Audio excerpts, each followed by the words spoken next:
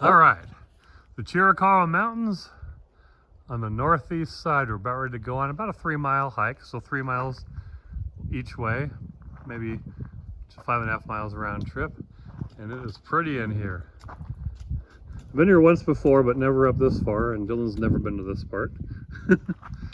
But this is it. All right, Dylan, climb that tree.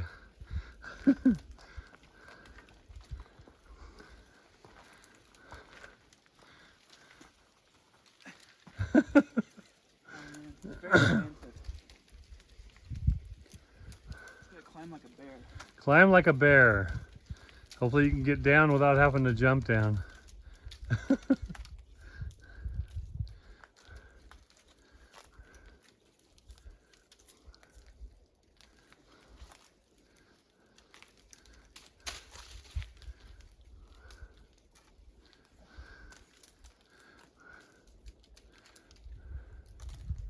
I approve of the tree. Okay. It's a very cool tree. Are you going to stop there or go to the very end? I go to the very end. All right, be very careful.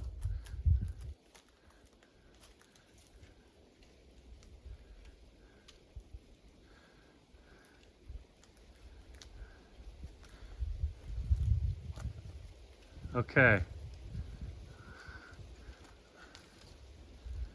Dude, Oh. this is a sturdy guy. All right, I'm going to stop the video for some still pictures. Might have to take off my jacket.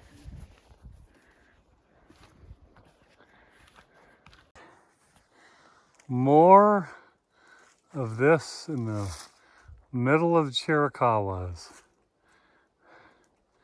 These mountain peaks are awesome. Dylan, just look at all that. Okay, and we're back to over on this side. All right, I guess this is the rare planetary alignment. So there is Mars. That's Jupiter. And there's the moon and Venus, and we believe Saturn just set, but that could be Mercury way on the horizon if this phone picks it up. So anyway, the moon and Venus, Jupiter, 6. and Mars is right there. Well, there is the total lunar eclipse. The storm dropped almost 4/10 of an inch of rain, has left. Now we have clear skies at the peak of the eclipse. See if I can zoom in. And there it is. So the moon is high, and it is a total lunar eclipse. All right, little narration here. Troy, Montana, maybe 50 degrees, light rain. And here's the river that comes in and out of Canada and dips down here. Big old mountain range there that gets up to almost 9,000 feet, but it's probably snowing up there right now in late June, and Frisbee golf course right here. And I'm holding the umbrella. And Marissa's holding the umbrella to make sure I don't get wet. All right, here's the river in Troy. Comes out of Canada, comes down through Troy and Libby and goes back into Canada. We were here in February and took a video of this with the snow. Now it's summer and looking much nicer. And there's Troy that way. Coming back around. I won't get you guys in a video, don't worry. Get this video upstream and then I will stop it. And that's it. Wait! Oh yeah, there you go. Never mind, she wants to be in the video. All right, here are the falls near my mom's house between Troy and Libby, Montana. Kootenai River, which starts in Canada, ends in Canada, but it takes a dip down into the United States. And here are the falls. Very cool.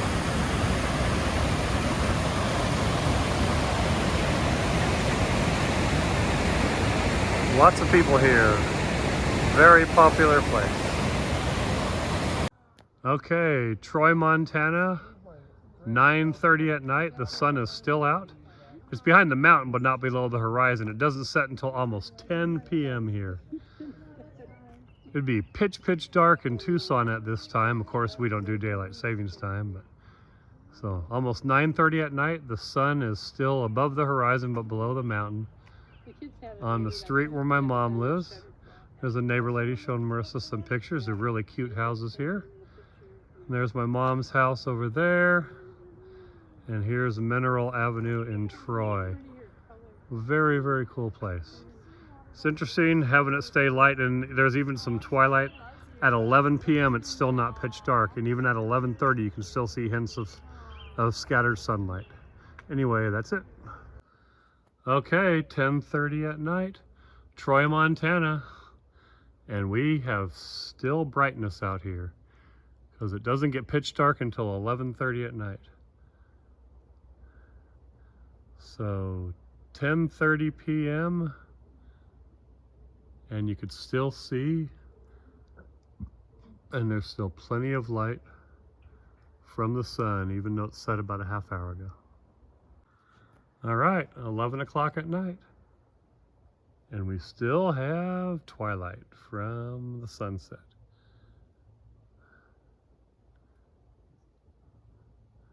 Oh good, my mom's light just kicked off. So I'm gonna be looking, that is to the west, and we still have plenty of light at 11 p.m. We're done. That was fun. All right, Mount Mitchell, North Carolina. It says highest point east of the Mississippi, but it pretty much is the highest point in the United States, east of the Rocky Mountains. And unfortunately, unlike 3 years ago when I was here, today we are in the clouds and we cannot see the pretty fall colors down in all the valleys because we are socked in up in the clouds. Clear right above us, but all the valleys are full with clouds. But still pretty dry up here. See some fall colors on the way up here. Asheville just started. And at the top here we have more evergreens than we do the trees that would change colors. But this is Mount Mitchell, which is the highest point in the U.S. east of the Rocky Mountains, a little over 6,700 feet up in the pines. There's my brother, my nephew, and my dad. Dad just turned 80 and he trucked right up here perfectly fine. I had a hard time keeping up with him. Anyway, that's it for now. All right, we are approaching the area in western North Carolina on I-40 that got washed out during Helene, and pretty much made national news because I-40 here was closed for a very long time, and it's been open for quite some time now. We're a year later, with one lane on each side. But yeah, there's the French Broad River down there. And this is that area where they are rebanking it, and hopefully we'll get I-40 back to 4 lanes sometime in the coming months. But yeah, this is that area that made the national news when the freeway got completely wiped out, or at least I think it was just the eastbound side. Because the westbound side just doesn't look new. The eastbound side, but they got in one lane going over there, and a lot of construction. We are near the Tennessee border, on our way to Kentucky. Wow, still lots of construction trucks. Lots of big heavy equipment.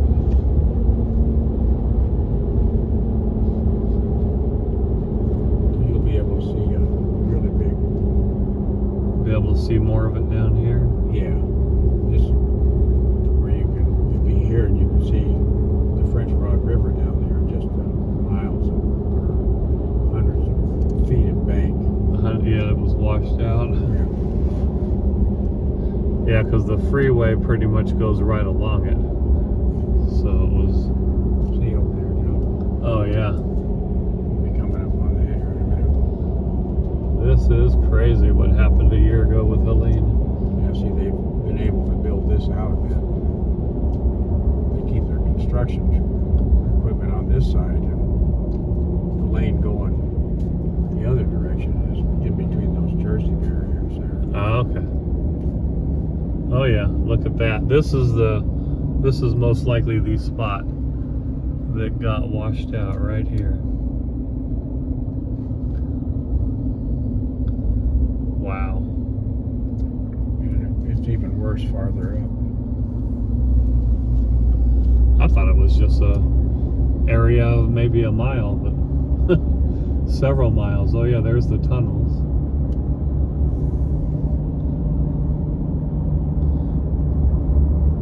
The other side of the tunnel there. The other side of the tunnel is that way too.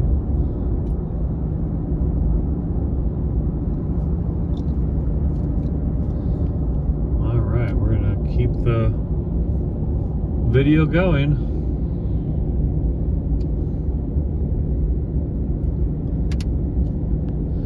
We are lucky there's not a whole lot of traffic on a Tuesday. And a lot of trucks don't take this Lane route. closure ahead on I-40 West in a quarter mile. You're still on the fastest route. Sometimes if they have to bring a construction vehicle and do a U-turn, they have to stop traffic. Oh, really?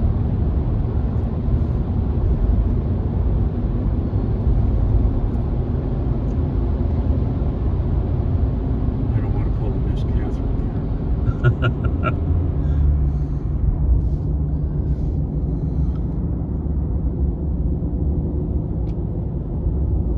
See, they've shored up.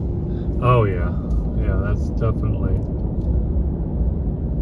where a lot of the damage happened. Okay, so the damage happened probably along a 5 or 6 mile stretch, Yeah. not just a 1 mile stretch Yeah. of I-40. So, see how the dirt road goes down in there? Yeah, And they've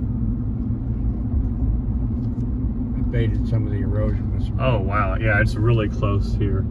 They still have a lot of work to do to get this back to 4 lanes.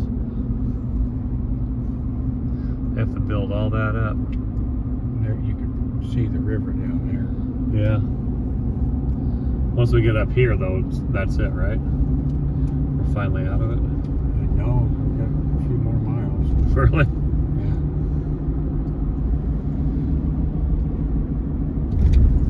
And see how they have where that Jersey barrier is. They've got a road on the other side for construction workers and trucks. Oh, okay. Yeah, this is going to take some time, that's for sure. Heaven forbid they need to get a emergency vehicle here. That's how they let them drive on that other lane to get them to where they need to I see. get to, if it's an ambulance or something where the crash is happening. So we still have more of this. All that low area you see down here is all where the French Rock River is. Yeah.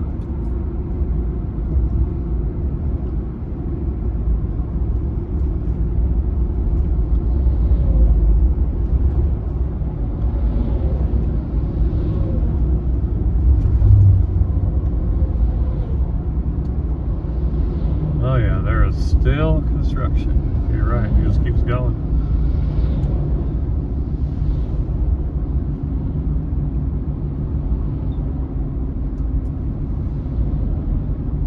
A few more miles and we should be out of this, right? Uh-huh.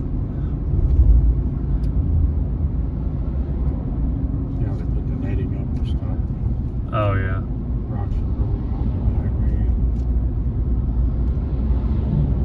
Yeah, when you're coming the other way, you can really get a picture of it. Yeah, we'll have to get another video on the way back next Tuesday.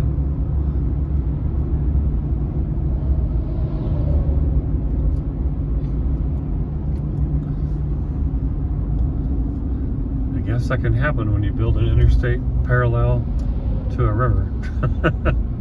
and you have a catastrophic event that you don't have too often. Yeah, there's definitely more washout there. A lot of work to build all that back up. Imagine how much material it takes to do that. Oh yeah. Boulders and rocks, gravel. Well, how high was the river through here? It was running fast enough that it undercut and Yeah. caused the landslides.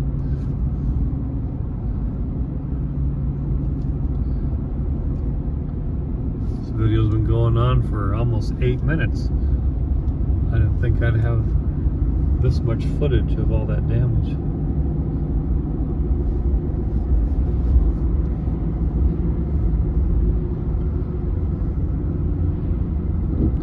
Big old bump.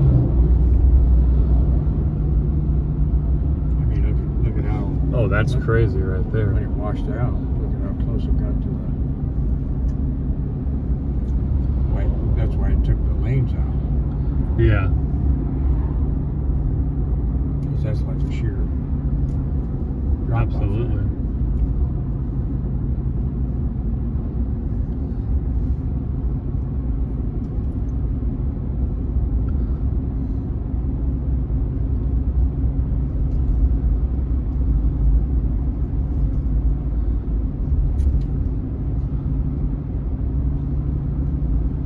Oh yeah, more and more and more.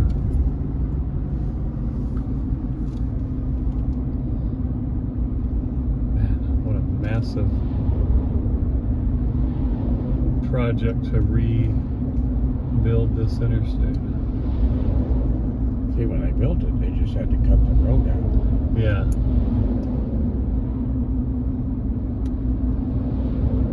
I wonder when this highway was built, first constructed. What if it's from the 50s and 60s during the Probably. interstate highway project, probably? Wow. The video's going to be about 10 minutes. That's probably getting close to being done, huh?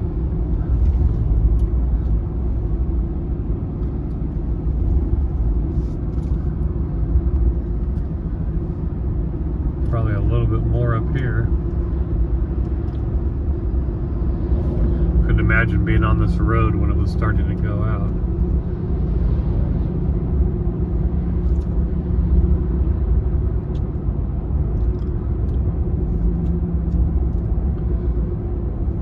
See how they short this up. Yeah. Keep the rock slides out. Next Tuesday we should have some pretty good fall colors coming through here too. It's just starting now.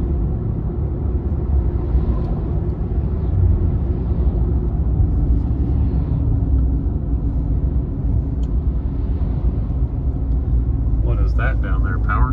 Yeah, substation. So you know that was taken out. Oh really? Huh.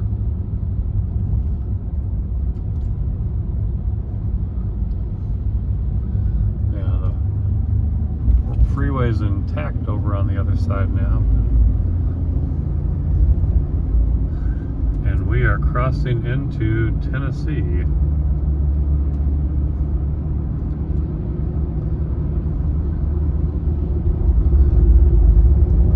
We should be back to 4 lanes very soon. We are in Tennessee. Alright, that's enough video. Alright, this is Brandenburg, Kentucky. My sister's backyard. That is normally dry, but when you have 4 to 5 inches of rain, that happens. And this is their backyard and their swing set, which is underwater. Now, water was up to that tree yesterday, so it has receded, I'd say at least a foot, maybe 2 feet. But there was water all, oh, hey, hello dog. And yeah, water was definitely much deeper into the yard. Gotta wait for the dog before I pan back around. There we go. So where that dog is walking was underwater yesterday. And it stopped right about where the dog is now, right at that tree. But crazy amounts of rain here. Eating leftovers at my sister's house, and I have guests that are curious about me eating. There we go. I have a graboid in front of me who is grabbing all sorts of stuff and throwing it in the cart without checking with Papa. Okay, graboid, we got to put that back. All right. This is the first time I've been to Winter Haven when it's not Christmas. My son just lives 2 miles south, so I towed him on the skateboard all the way to Winter Haven. There he is up there. And then we are just, I'm riding and he's skateboarding. His bike was flat when I came over. But anyway, one of Tucson's awesome neighborhoods with all these cool trees and green grass. Beautiful homes of varying design. One of my favorite neighborhoods in all of Tucson anyway. Winter Haven by bike in October, right before Halloween. And at Christmas time, this place is just wall-to-wall people. It is awesome. Say hi, Dylan.